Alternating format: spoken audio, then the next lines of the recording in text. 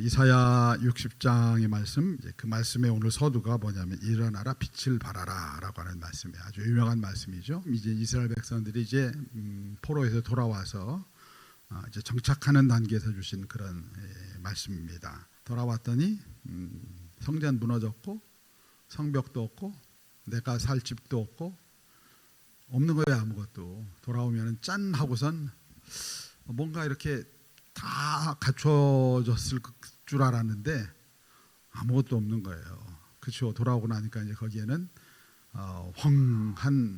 황폐한 땅만 남아 있는 거죠.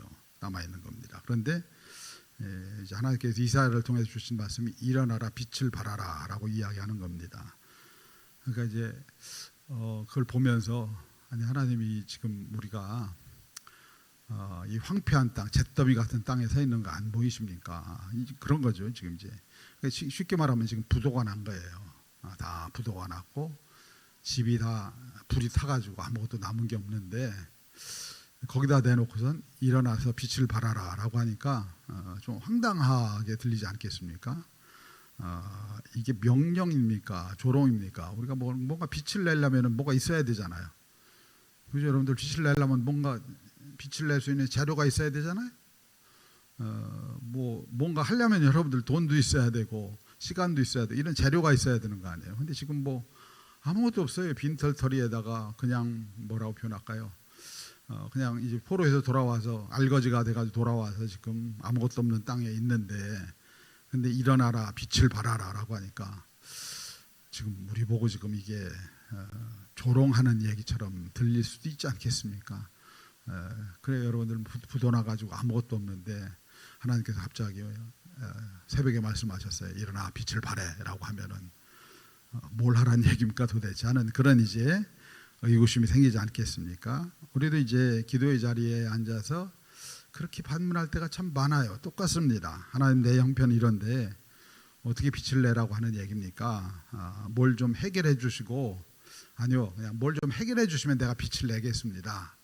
이렇게 얘기를 하죠. 우리가 뭘 좀 해결해 주시면은 그 해결해 주신 거 가지고 예를 들면 부도가 났는데 돈 좀 벌게 해주시면 그 돈 가지고 빛을 내겠습니다. 우리가 이제 일반적으로 이렇게 생각을 하잖아요. 근데 전혀 아무것도 없는데 빛을 내라고 하는 거예요. 그러니까 좀 너무 우리 형편을 모르시는 것 같다 이러는 거예요. 너무 우리 형편을 모르셔. 우리의 삶의 자리, 우리의 형편 이런 거 잘 모르시는 것 같아. 이제 그런 생각이 들겠죠. 여러분들도 그럴 때 많이 있잖아요. 너무 삶이 힘들은데 그런 형편을 잘 모르시는 것 같아. 하나님은 내 삶의 형편을 잘 모르시는 것 같아 하는데 하나님은 이사야를 통해서 그냥 선언하고 말씀하시는 거예요. 뭐라고요? 일어나서 빛을 발하라. 이건 여러분들 일어나서 빛을 발해줄래? 하고 구걸하는 게 아니에요. 한번 일어나서 빛을 발해봐라 하고 어떤 뭐라고 표현할까요? 이렇게 뭐 설득하고 이런 게 아니에요. 하나님의 말씀은 항상 뭐예요? 명령형이에요. 일어나서 빛을 발해라고 말씀하시는 거예요. 일어나서 빛을 발해라고 말씀하시는 겁니다. 구걸하거나 설득하지 않습니다. 그냥 일어나서 빛을 발해라고 말씀하시는 거예요. 그렇게 선포하시는 이유가 뭘까요? 오늘 말씀의 핵심은 뭐예요? 오늘 말씀에 그렇게 선포하시는 이유가 뭐예요? 빛이 여기 이미 임했다는 거예요. 하나님의 말씀은 빛이 여기 이미 임했다는 거예요. 계속 지금 얘기하는 거 오늘 말씀의 핵심이 뭐예요? 빛이 여기 이미 임했다고 하는 거예요. 이미 임했다라고 하는 말씀이에요. 그러니까 왜 이 말씀에 반감이 생기느냐 하면은 빛을 자기 힘으로 내려고 하는 거예요. 자꾸 사람들은 자기 힘으로 자기 의지로 내려고 하는 거예요. 그러니까 자기가 노력해서 빛을 내려고 해요. 많은 사람들이 신앙생활하면서 자기가 노력해서 자기가 머리를 써서 자기가 생각을 해서 빛을 내려고 하는 거예요. 그러니까 이제 내가 가지고 있는 재료를 태워서 빛을 내려고 해요. 그런데 재료가 없어. 그러니까 원망이 생기는 거예요. 난 아무것도 없는데 가진 게 아무것도 없는데 뭘 가지고 빛을 내라고 합니까? 이렇게 이제 반감이 생기는 거예요. 내 안에 빛을 낼 재료가 없을 때 화가 나고 짜증이 나는 거예요. 이런 말씀을 들으면은 이제 화가 나죠. 화가 나요. 지금 내 형편이 이런데 무슨 빛을 내라고 하시는 겁니까? 하는 이제 화가 나는 거예요. 근데 하나님은 말씀하시는 거예요. 빛이 거기 임했어라고 하는 거예요. 무슨 얘기예요? 너 빛을 낼 필요가 없어 네가 라고 하는 겁니다. 빛이 거기 이미 임했어. 너를 바라보지 말고 고개를 들어서 하나님을 바라보라고 하는 거예요. 그러니까 이제 빛의 의미를 우리가 빛을 내는 의미를 잘못 이해하고 있는 거예요. 너를 바라보지 말고 나를 바라봐야 돼라고 말씀하는 거예요. 빛과 영광은 네가 만드는 게 아니야. 내가 애써서 노력해서 빛과 영광을 만들어내지 못해요. 여러분들 하나님의 영광을 만들어낼 수 있어요? 하나님의 빛을 만들어낼 수 있어요? 우리가 할 수 있는 게 아니에요. 그거는 우리가 할 수 있는 게, 내가 애쓴다고 해서, 내가 열심히 애쓴다고 해서 하나님께서 그래 내 빛을 주마, 내 영광을 주마, 이러지 않는다고 하는 얘기예요. 빛과 영광이 이미 임했다고 말씀하시는 거예요. 내가 너희 위에 이미 임했어, 너희 가운데 이미 있어 라고 말씀하시는 겁니다. 그래서 오늘 말씀은 계속 빛이 임했다고 하는 말씀을 주시는 거예요. 계속 빛이 임했다고 하는 거예요. 빛이 임했어, 빛이 임했어, 그 말씀을 주시는 거예요. 왜냐하면은 내가 너희들 바벨론 포로에서 돌아올 때 여기 같이 왔어. 그러니까 빛이 너희 안에 이미 있는 거야. 계속 그래서 주님은 빛이 여기 임했어. 그러니까 너는 빛을 바라면 돼 라고 말씀하는 거예요. 그러니까 이게 무슨 뭐 퀴즈를 푸는 것 같기도 하고, 그런데 주님은 그렇게 말씀하시는 거예요. 우리가 이제 깨달아야 되는 건 뭐냐면은, 오늘 말씀에 이제 일어나라, 빛을 발하라 이렇게 말씀했잖아요. 일어나는 게 중요한 거예요. 일어나는 거. 아, 빛이 이미 왔구나. 일어나는 거예요. 또 다른 의미에서 고개를 돌리는 거예요. 또 다른 의미에서 위치를 바꾸는 거예요. 위치를 바꾸는 거. 실패의 자리, 절망의 자리 이렇게 앉아 있잖아요. 슬픔의 자리, 원망의 자리. 이 자리에서는 빛이 보이지 않아요. 고난이 세게 와야 돼요. 그래서 대개 보면은, 여러분 죄송합니다, 고난이 세게 와야 빛이 임하더라고. 그러니까 적당하게 오면은요, 사람들이 적당하게 오면은 잘 몰라요. 실패의 자리, 어둠의 자리 그냥 거기 앉아 있어요. 계속 앉아 있어요. 세게 오면은, 내가 감당할 수 없이 세게 오면은 포기를 해요. 포기를 하고 고개를 들어요. 그래야 빛이 오더라고. 보니까요, 빛이 와요. 이 불평하고 원망하면은요, 여러분 하늘이 노천장이 돼요. 노천장. 제가 이제 요즘 이제 노천장이라는 표현을 많이 쓰는데, 천장이 노시 돼 버려요. 그럼 하늘로부터 아무것도 내려오지 않아요. 여러분, 그래서 제발 이제 불평하고 원망하지 말라고 하는 이유가, 이게 내 삶을 가로막는 거예요. 내 삶을 가로막아요. 하늘로부터는 은혜가 막혀버려요. 막혀버리니까 더 힘들어지고 더 원망 불평거리가 생기고 그래요. 그래서 복이 막히는 자리가 된다고 하는 얘기입니다. 그러니까 이런 자리는요, 어둠의 자리가 되고요. 그리고 온갖 쓰레기와 이런 것들이 넘치는 그런 자리가 돼버려요. 그리고 그런 자리에서는 빛이 임해도 빛을 보질 못해요. 그래서 일어나는 것은요, 주님의 말씀에 반응을 하는 거예요. 예를 들면 여러분 이런 겁니다. 여러분 화초가, 집안에 여러분 화초를 키우시죠? 화초를 키우시는데, 화초를 예를 들면은 어디다 놓는다고 할까요? 하여튼 뭐 햇빛이 안 드는 어디 이쪽 구석에 놔둬요. 놔뒀다고 해. 내가 그렇다고 해. 내가 화초라고 생각을 해요. 구석자리, 빛이 안 드는 구석자리 있으면 어떻게 돼요? 죽어요. 다 죽습니다. 이파리가 시들시들해지고, 그러면 이제 거기다가 영양제도 주고 물도 많이 주고 뭐 이러면 살아나요? 안 살아나요.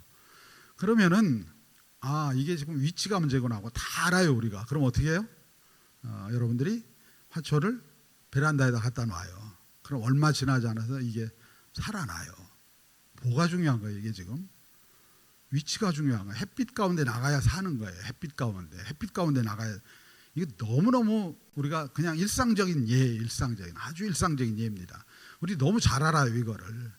근데 이걸 영적으로 분별을 못해요. 잘 영적인 것을 분별을 못해요. 내가 있는 자리가 어떤 자리인지를 잘 몰라요. 내가 지금 응달진 자리에서 지금 시름시름 죽어가고 있는 건 줄 몰라요. 그럼 어디로 가야 돼요? 빛이 있는 곳으로 가야 돼요. 빛이 있는 곳, 빛 아래로 가야 됩니다. 그러니까 주님의 영광이 이미 임했다고 하는 거예요. 이스라엘 백성들이 이미 임했다고 하는 거예요.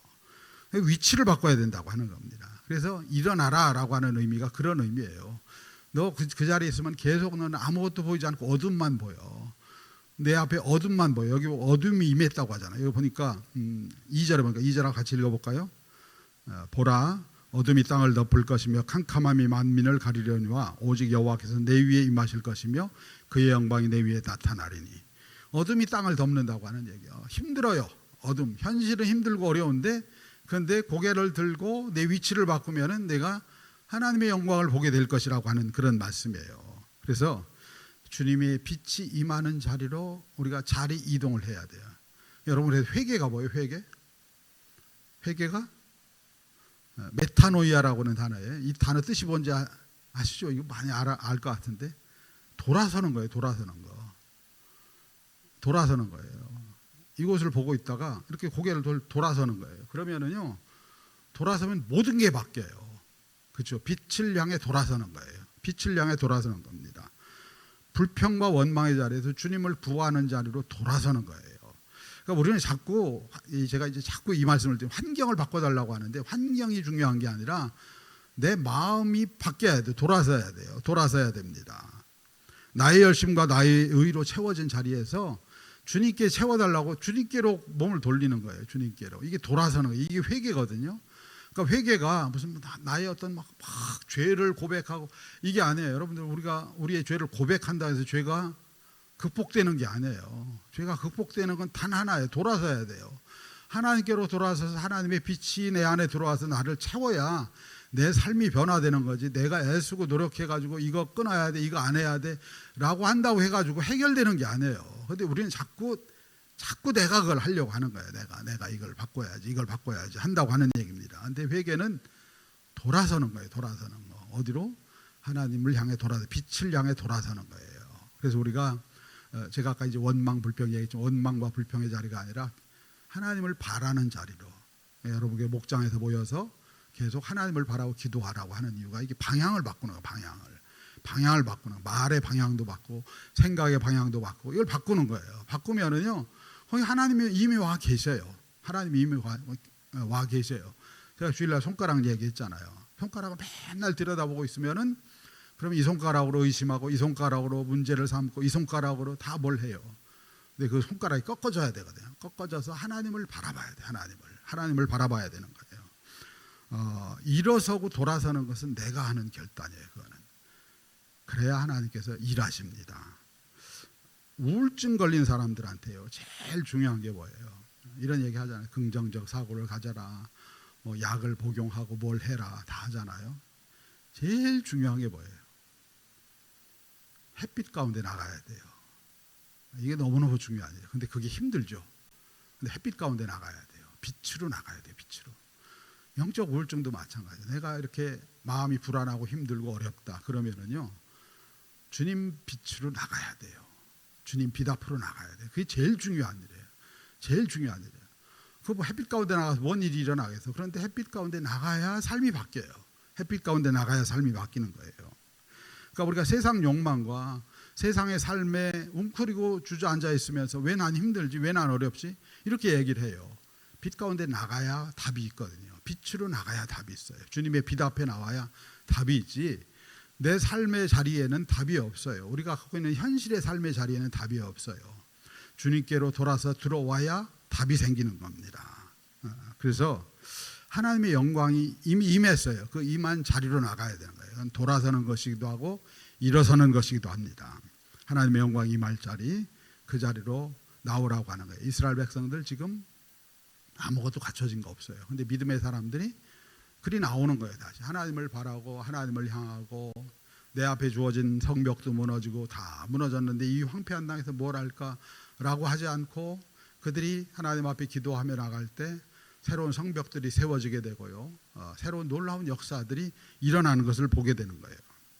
문제를 보던 눈을 들어서 방향을 돌려서 하나님을 바라보는 거예요. 하나님을. 그래서 정말 기도가 중요하고요, 예배가 중요하고. 예배가 뭐예요? 다 하나님을 바라보는 자리예요. 예배가 그냥 형식이 아니에요. 내가 하나님을 바라보고 하나님 앞에 서서 주일날 예배할 때도 하나님 앞에 서서 내가 하나님을 바라보고 서겠습니다.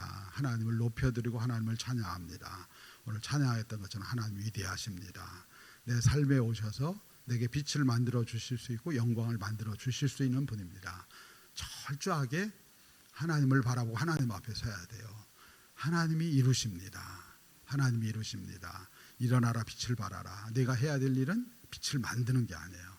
빛을 만들기 위해서 막 내 몸을 불태워가지고 소진하고 이게 필요한 게 아니라요, 돌아서서 하나님을 향해 서서 예배하고 하나님을 향해 서서 찬양하고 하나님이 내 안에 오셔야 내가 빛으로 채워집니다.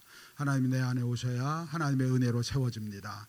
하나님이 내 안에 오셔야 내가 하나님의 능력으로 채워집니다. 하나님 나를 채워주시옵소서. 나의 빛이 아니라 내 빛, 내 의의 빛, 내가 만든 빛이 아니라 주님의 빛으로 채워주시옵소서. 내가 만든 불이 아니라 주님의 불로 나를 채워주시옵소서. 우리가 이와 같이 오늘 기도하며 나가는 복된 자리 되기를 주님의 이름으로 축원합니다.